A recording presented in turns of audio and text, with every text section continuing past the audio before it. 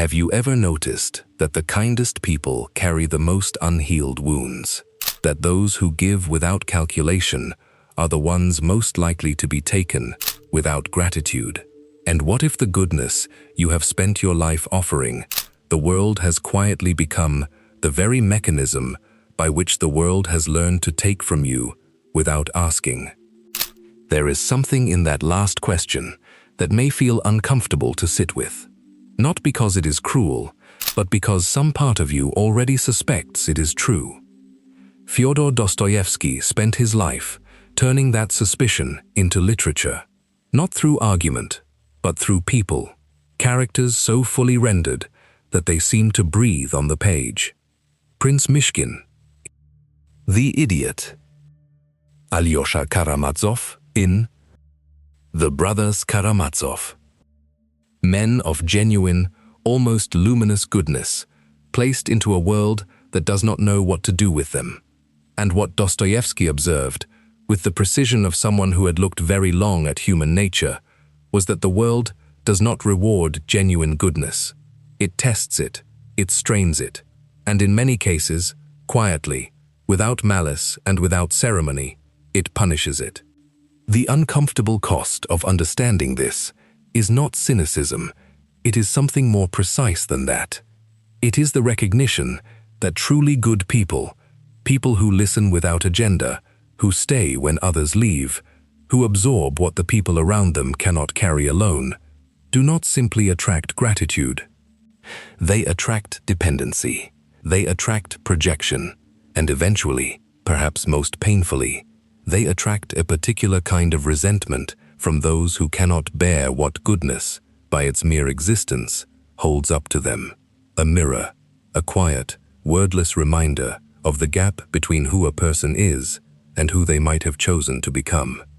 This is not a comfortable thing to name, but Dostoevsky named it anyway, because he understood that the truth which goes unnamed does not become less true, it simply becomes more powerful in the dark.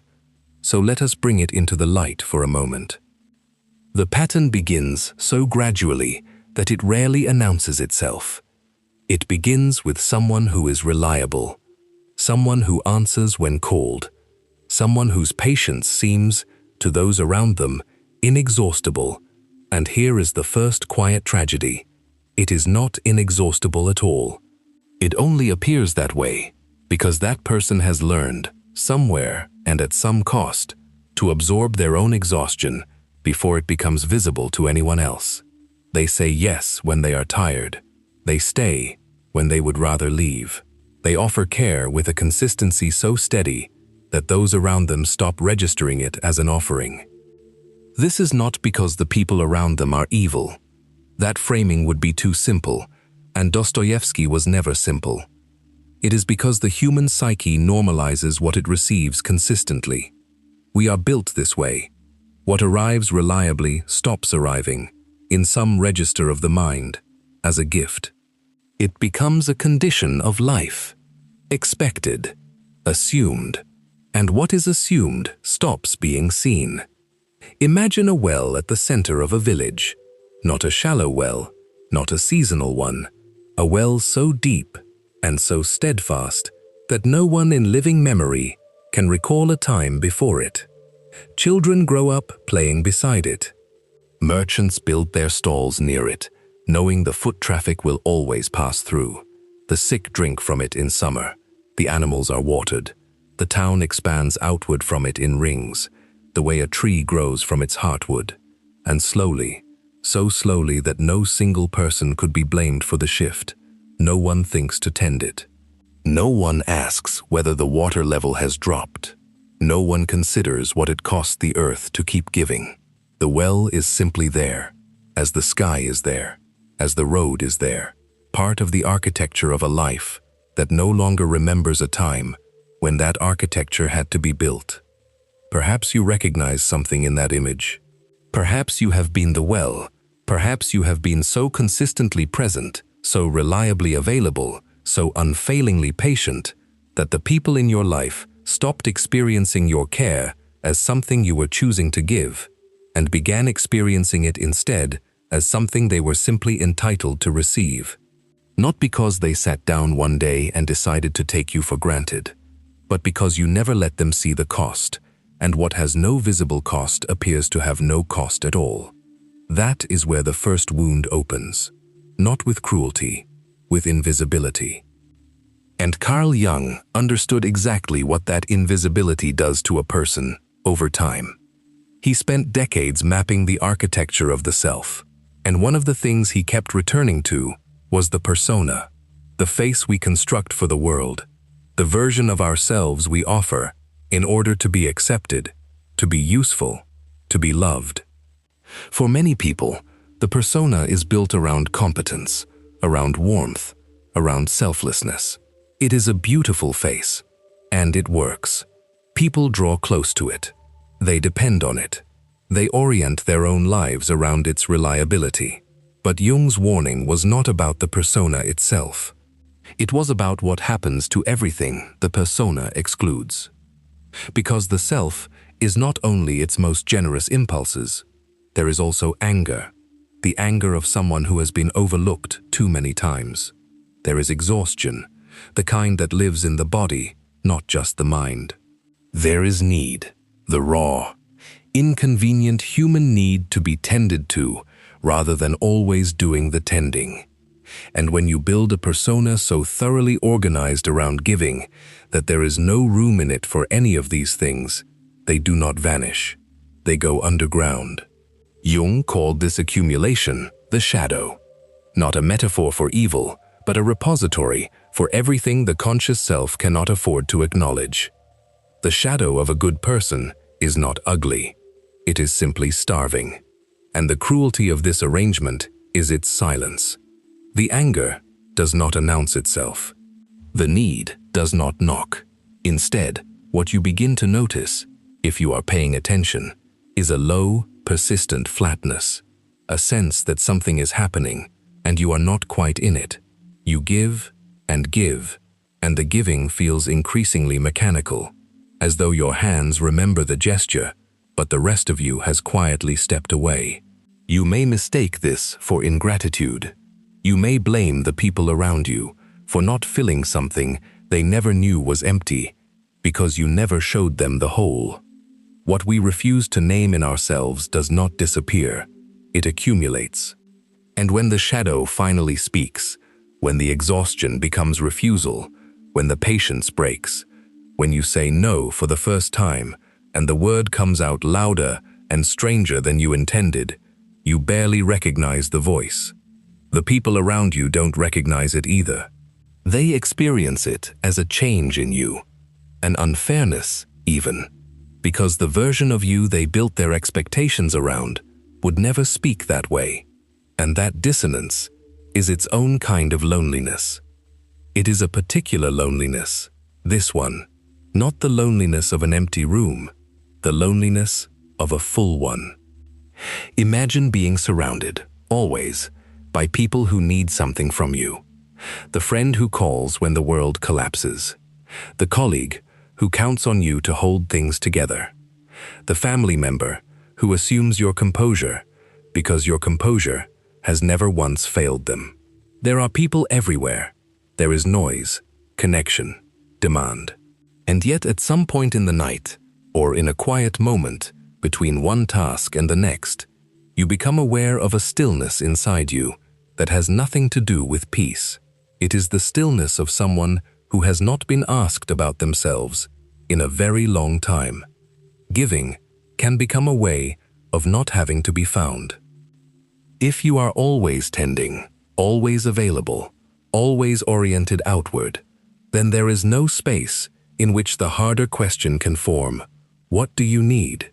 Not what do you need to give next, or who do you need to call, or what problem is waiting for you, but what do you, yourself, need?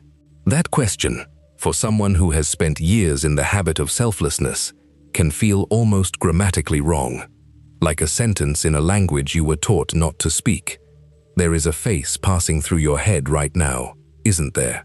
Someone you give to consistently, someone whose needs you hold carefully, someone who rarely, if ever, thinks to hold yours. And here is what experience suggests. This is not the last time you will encounter that pattern. It will appear again, with a different name and a different face, for as long as the inner dynamic that attracts it goes unexamined.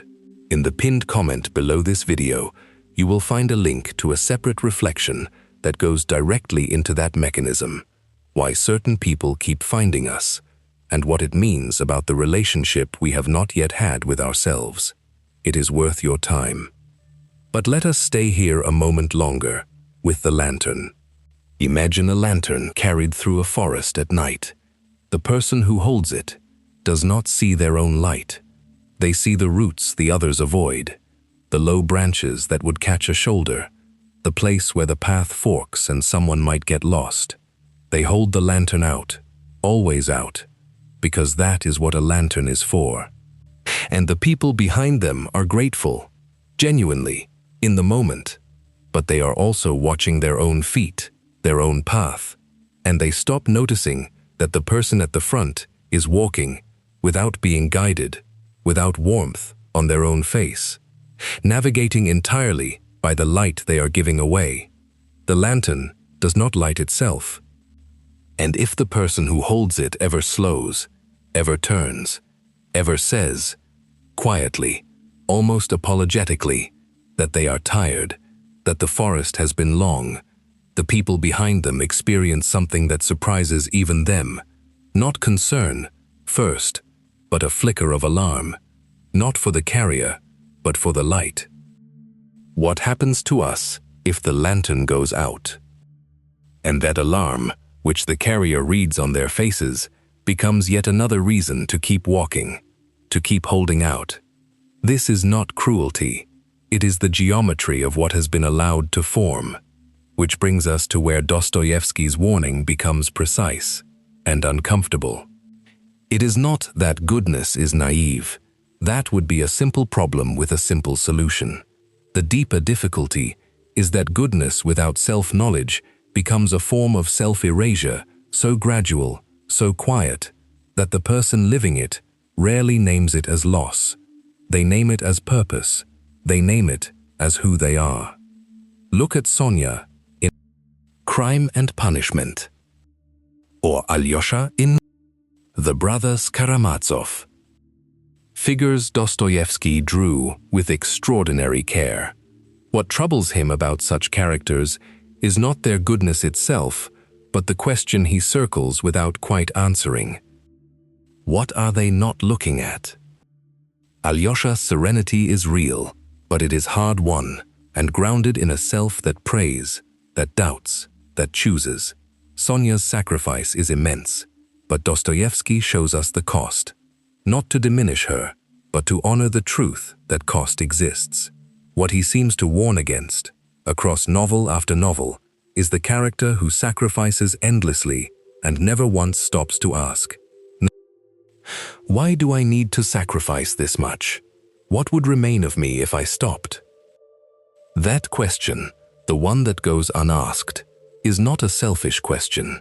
It is perhaps the most honest question a generous person can put to themselves, because the person who cannot answer it is not practicing virtue, they are practicing avoidance.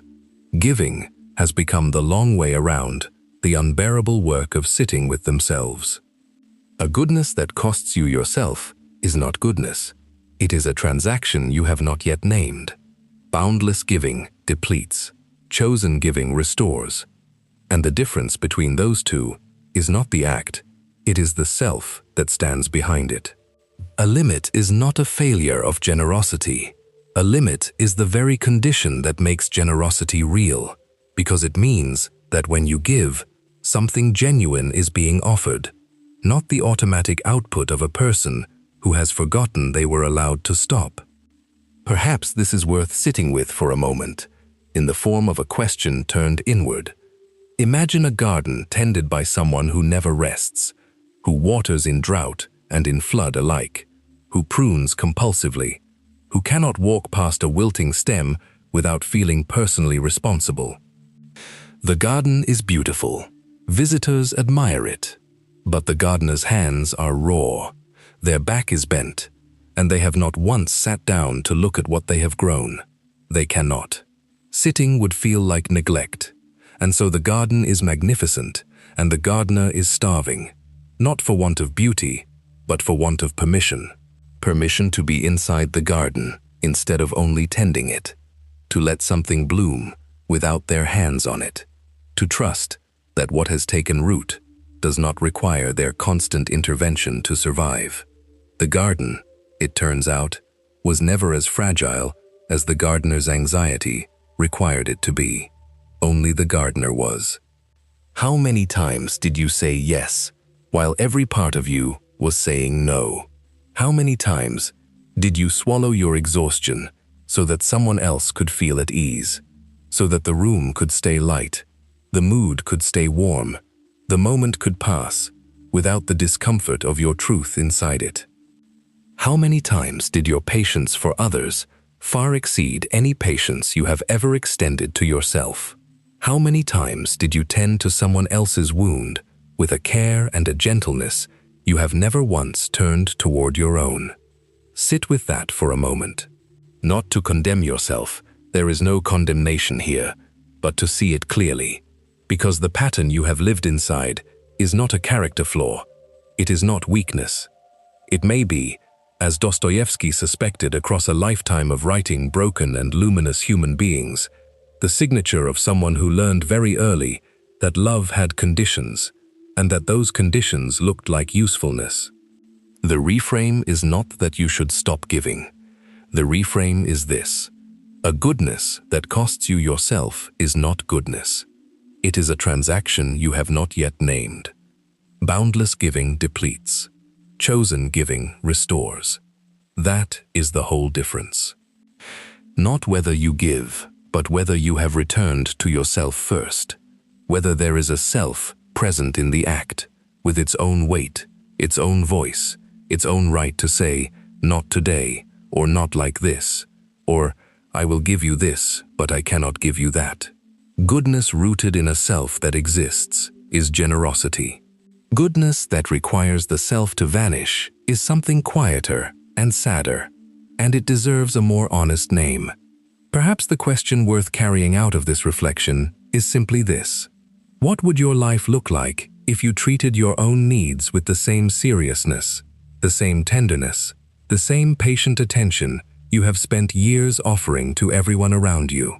Not as a thought experiment, as a practice, beginning in small things, in ordinary moments, in the unremarkable Tuesday when no one is watching, and you choose, perhaps for the first time in a long time, yourself. I want to say something briefly from my own life. There was a period when I genuinely could not tell the difference between caring for someone and disappearing into them. I thought attentiveness was love, and I thought love required that I leave no visible remainder of myself in a room. What I eventually understood, slowly, not all at once, is that the people who truly mattered to me did not need my disappearance. They needed my presence, and presence requires that there be someone there to be present. That realization did not arrive as triumph. It arrived quietly, like something I had always known and only just remembered. I am grateful you stayed with this reflection long enough to perhaps find something similar in it. If any part of what we explored today feels like it names a pattern you are still living inside, if there is a face, or a relationship, or a habit you recognized somewhere in this reflection, I want to point you to the video linked in the pinned first comment. It goes directly into the psychological mechanism underneath this pattern, why certain people become drawn into these cycles, and what shifts when you finally see the architecture clearly.